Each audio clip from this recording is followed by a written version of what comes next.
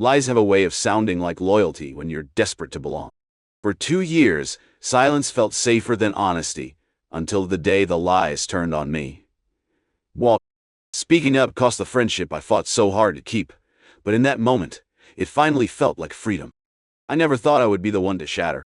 For years, I'd been the foundation, the reliable one, the person who held it all together while everyone else was allowed to crack and crumble. But foundations can only bear so much weight. Mine gave way on a Tuesday afternoon in March, surrounded by whispers and sideways glances, when the person I thought knew me best looked me in the eyes and called me a fraud. Looking back, I can see all the warning signs now. They were scattered like breadcrumbs leading straight into the darkest part of the forest. But at 16, you don't recognize warning signs. You only see possibilities. I was the new girl. Always the new girl. My life had been a series of fresh starts, new schools, new towns, new chances to reinvent myself. This time was supposed to be different. Moving to another country entirely felt like the ultimate reset button. No past to follow me, no reputation to shed. Just me and whatever self I wanted to build. The first few weeks in Germany were suffocating in their loneliness. I spent lunch periods in bathroom stalls, pretending to text friends who didn't exist. I practiced conversations in my head while staring at the ceiling of my new bedroom. I smiled at strangers in hallways who looked right through me. Until she didn't. My friend, I'll call her that, though the word tastes bitter now, saw me. Actually saw me, or at least I believe she did. She had this way of making you feel like the most interesting person in the world when she fixed those intense eyes on you. She collected people like trinkets, and for some reason I became her newest acquisition. Within days, I went from invisible to sitting at a table surrounded by her friends, laughing at inside jokes I was quickly taught, being tagged in social media posts, included in group chats. It was intoxicating. This was what belonging felt like, I thought. This was friendship. The group was tight-knit, almost impenetrable from the outside. Being chosen felt special. There were 6 of us at first, but as the months passed, most of them graduated, moved away, drifted to other circles. Eventually, it was just me, my friend, and one other person, a boy I'll call my classmate. That's when the cracks started to show. In the beginning, I ignored them. We all have our flaws, our moments of weakness. Who was I to judge? I was just grateful to be seen, to be wanted. I would have forgiven almost anything to keep that feeling. The first time my friend confided in me, really confided in me, we were sitting on her bedroom floor, surrounded by half-eaten snacks and empty soda cans. Her parents were out of town, and she invited me and my classmate over for what she called a trauma dump sleepover. She said it with a laugh, but there was something hollow behind her eyes. "I need to tell you guys something I haven't told anyone," she said, voice dropping to a whisper, even though we were alone in the house. She told us about a man she'd met online. How he claimed to be 17, just a year older than us. How they talked for weeks before meeting up. How she discovered he was actually 24, only after things had gone too far. Her voice cracked as she described what he'd done to her. I remember the heaviness in my chest, the bile rising in my throat, the helpless fury. My classmate and I held her hands as she cried. We promised to be there for her, to support her through whatever she needed. We talked about reporting it, about telling someone who could actually help.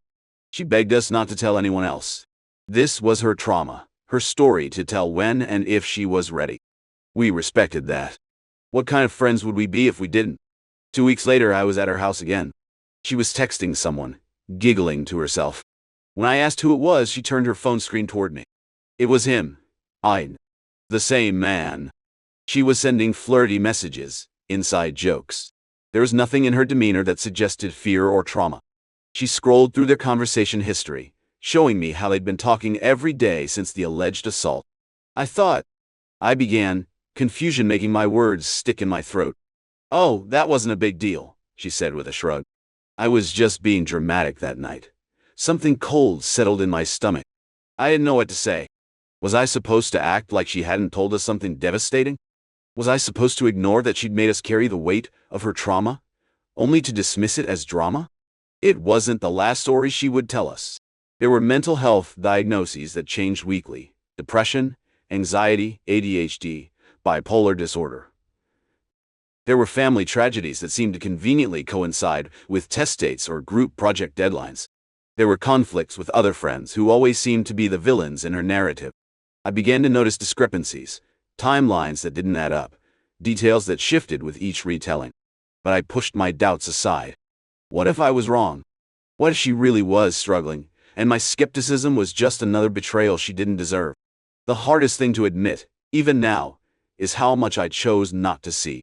How I became complicit in my own deception because the alternative, facing the truth, was too painful, too disruptive to the life I'd built. My friend had a boyfriend who adored her. He would leave little notes in her locker, bring her favorite snacks when she was having a bad day, listen patiently when she talked for hours about herself.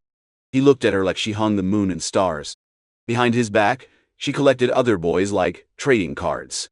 She would show me and my classmate the messages, flirtatious texts, inappropriate photos, promises of what she would do if her boyfriend wasn't in the picture. She would laugh about it like it was a game she was winning. I would force a smile, ignore the twist in my gut. "You won't tell him, right?" she would ask, though it wasn't really a question. It was a test of loyalty. "Of course not," I would reply, failing the test of character. I told myself it wasn't my relationship, not my business. I told myself everyone makes mistakes. I told myself a lot of things to avoid the simple truth. I was afraid. Afraid of losing the only real friend I had in this country. Afraid of ending up alone again. Afraid of becoming the target of the cruelty I'd seen her inflict on others who crossed her. So I looked away.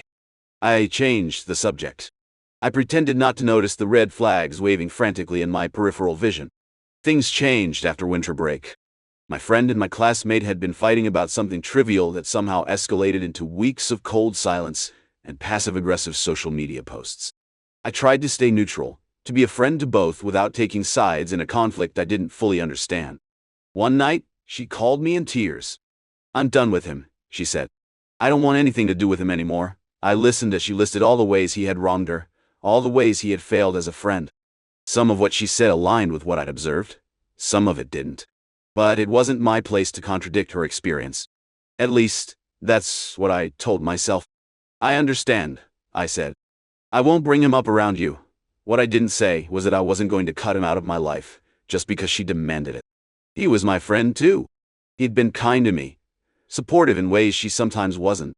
I thought I could maintain both friendships separately, navigate the minefield between them without setting anything off. I was wrong. When school started again, the tension was unbearable. Lunch periods became tactical operations as I tried to divide my time between them without either feeling slighted. Text conversations were carefully screened for any mention of the other. I became hypervigilant, constantly monitoring my words and actions to avoid triggering another explosion. It was exhausting. I was exhausting myself to maintain peace that didn't exist.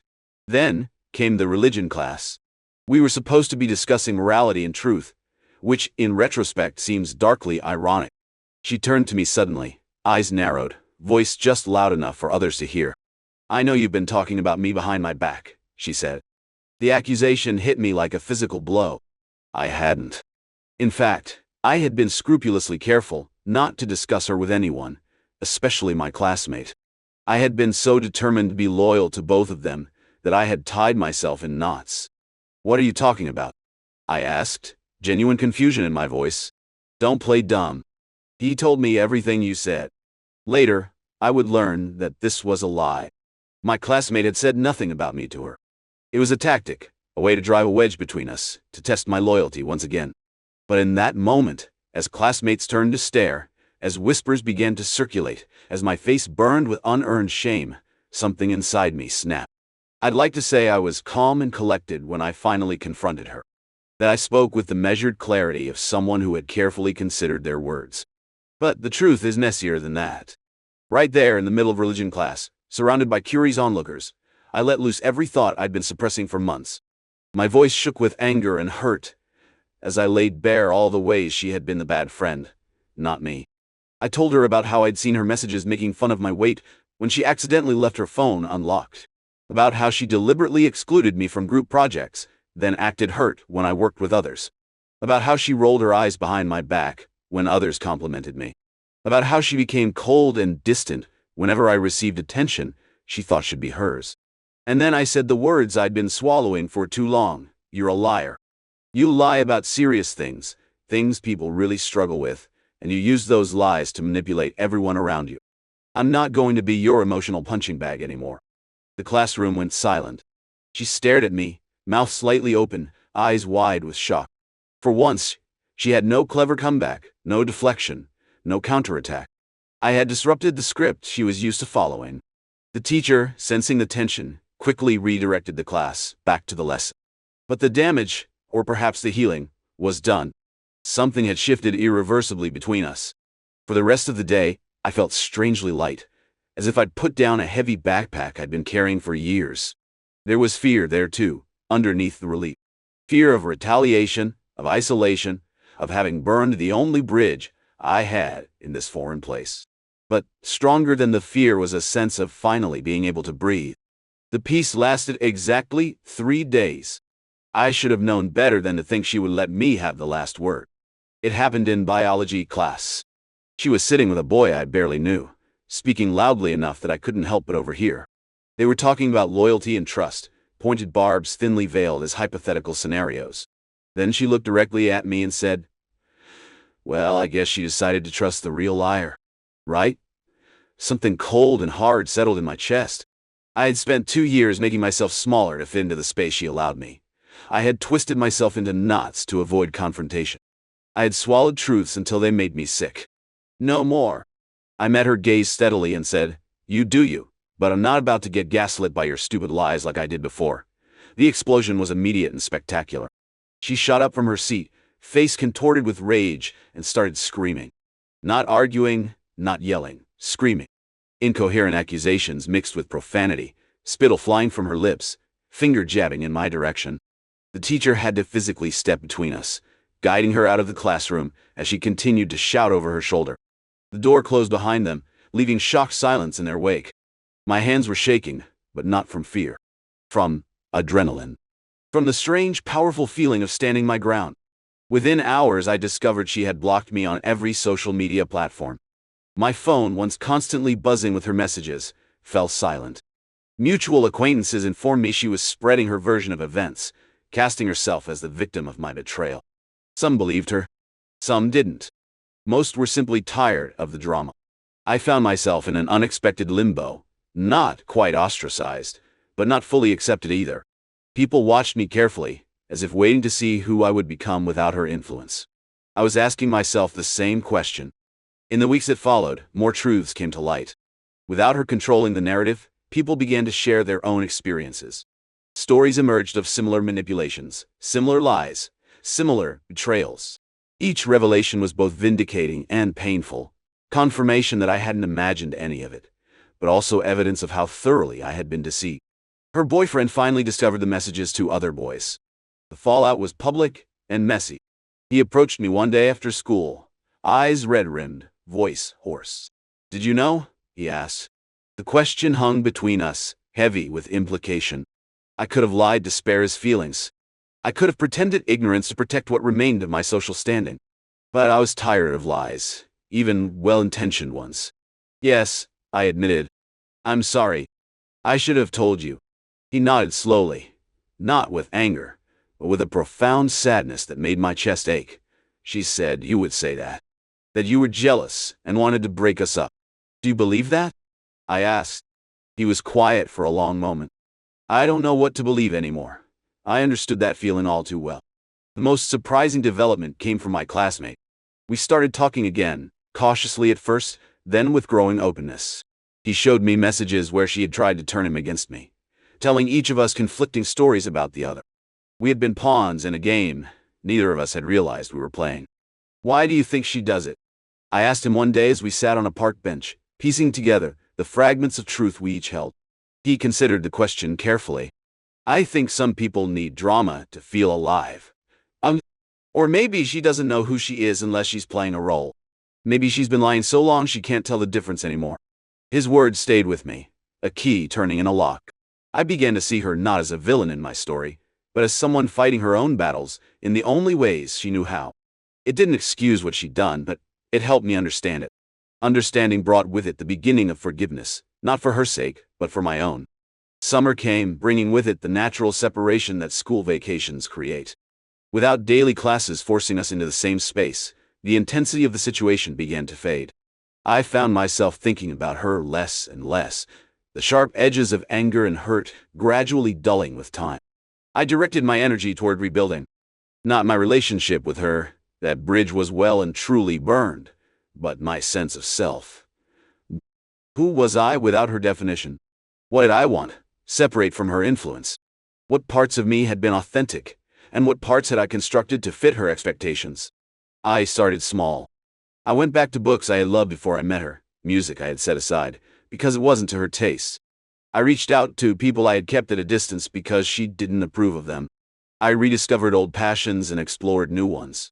My world, which had narrowed to revolve around her and our small circle, gradually expanded. I joined a local volunteer group, started taking weekend language classes to improve my German, found a part-time job at a bookstore. I built a life that was entirely my own, brick by careful brick. There were still difficult days. Days when a song or a phrase would trigger a memory. Days when I would catch myself slipping into old patterns of self-doubt, wondering if I had been the problem all along. Days when the loneliness felt like a physical weight on my chest. But those days became less frequent as new experiences overlaid the old ones, as new connections formed to replace what had been lost. My classmate remained a friend, but with a different quality to our relationship, more honest, more equal, without her as the center point around which we orbited. We never spoke about her unless necessary, a silent agreement to leave the past where it belonged. I saw her again in the fall, on the first day of our final year. It was inevitable in a school our size. She was standing by the main entrance with a group I didn't recognize. New acquisitions, I thought with a pang that surprised me with its lack of bitterness. Our eyes met across the crowded hallway. For a moment, time seemed to stretch and slow. I waited for the familiar rush of anxiety, the instinctive urge to look away or hide. It didn't come. Instead, I felt a strange calm. A fullness in my chest that wasn't quite forgiveness, but wasn't hatred either. Something closer to acceptance. She looked away first, turning back to her new friends with a laugh that seemed a little too loud, a little too forced. I continued on my way to class, neither seeking confrontation nor avoiding it. We existed in parallel after that, inhabiting the same spaces without acknowledging each other. Occasionally I would catch her watching me, an unreadable expression on her face. I wondered what she saw when she looked at me now. If she saw the changes in me that I felt so deeply. Rumors still circulated. She had apparently crafted a narrative where I was the villain, where she had been the one to end our friendship because of my toxicity. Some believed her. I found that I no longer cared. The people who mattered knew the truth, and more importantly, I knew it. In December, shortly before winter break, I received a message from an unknown number. It was her, writing from a new account. "I miss you," it said. Nothing more. I stared at those 3 words for a long time, feeling the weight of all they left unsaid. There was no acknowledgement of wrongdoing, no apology, no indication that anything had changed. Just a statement of feeling, as if missing me was enough to erase everything that had happened. I didn't respond. Not out of anger or spite, but because I had nothing to say that wouldn't be a step backward. Missing someone isn't the same as being ready to have them in your life again. Some bridges, once burned, should stay that way. Time has a way of clarifying things. As graduation approaches, and I prepare to leave this chapter of my life behind, I find myself reflecting on what I've learned from it all. I learned that silence in the face of lies is its own kind of dishonesty. That looking away from uncomfortable truths doesn't make them disappear. It only gives them power to grow in the dark. I learned that real friendship isn't about unquestioning loyalty or walking on eggshells. It's about holding each other accountable, challenging each other to be better, telling hard truths with love. I learned that forgiveness doesn't require reconciliation. That you can wish someone well without wanting them back in your life.